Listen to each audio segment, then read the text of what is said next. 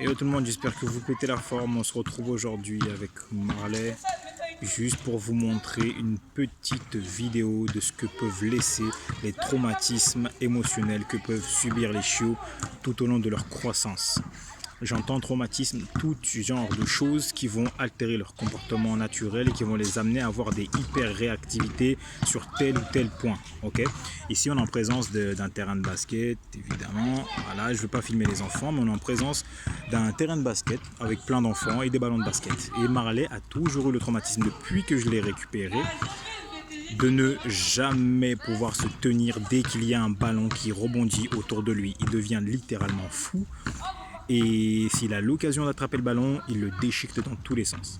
Certains me diraient oui, mais il aime jouer avec les ballons. C'est là le défaut. C'est qu'en fait, tout au long de sa jeune croissance, on lui a appris, on l'a laissé, on l'a autorisé à jouer avec un ballon humain, entre guillemets, comme étant son ballon normal. Donc, dès qu'il y a un ballon quelque part, pour lui, c'est son ballon. D'autant plus qu'il a depuis toujours eu un problème d'hyper-réactivité. Donc en fait, il n'attrape pas le ballon, il le secoue 2 secondes. Déjà qu'un chien sur un ballon, ça explose tout de suite.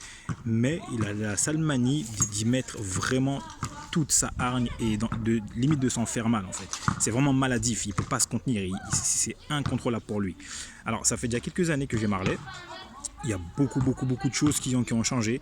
Mais au jour d'aujourd'hui, je rencontre toujours ce problème-là. Avec moi, avec mes enfants, c'est fini, c'est passé. Il est habitué à comment fonctionnent les enfants. Et quand c'est chez moi, que je joue au foot avec les enfants, etc., il n'intervient plus du tout. Il fait complètement sa vie comme si de rien n'était. Mais sur un élément comme ça de stimuli extérieur, il n'arrive pas à se contrôler.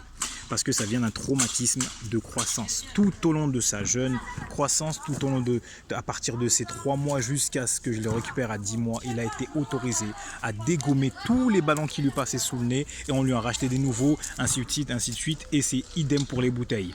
Donc les bouteilles, c'est beaucoup mieux, mais pareil, il a été habitué, il a été livré à lui-même avec des bouteilles et il avait qu'un échappatoire quand il avait du stress, c'est de défoncer les ballons, c'est de dégommer les bouteilles. Désolé pour la vulgarité. Donc aujourd'hui, le Marley, il a 3 ans passés. C'est un chien plutôt équilibré maintenant en meute avec moi, avec ma famille, avec mes proches.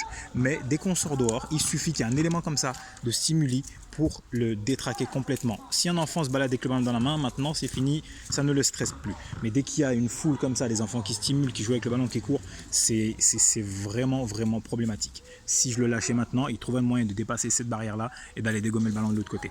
Donc je tenais juste à vous alerter, faites attention à la croissance de votre chien, autant physique que psychologique. C'est encore plus fort psychologiquement parce que le physique se rattrape, mais le mental, une fois que c'est fixé, une fois que c'est bousillé, c'est très dur de le récupérer. Et il y a des types de comportements comme ça qu'on ne récupère jamais. Donc voilà, un chien doit être un chien, doit avoir ses habitudes de chien, doit jouer avec ses jouets de chien et on doit très tôt lui apprendre. Mon petit Marley, viens bébé, Marley, tu viens là. On doit très tôt lui apprendre la différence entre ses jouets, les jouets dédiés aux enfants pour créer un meilleur équilibre et éviter tout accident. Donc sur ces mots-là, je vous laisse. Je vous souhaite une très bonne journée. À très bientôt, ici ou ailleurs. C'était Steve Dogs. Force à vous. À la prochaine.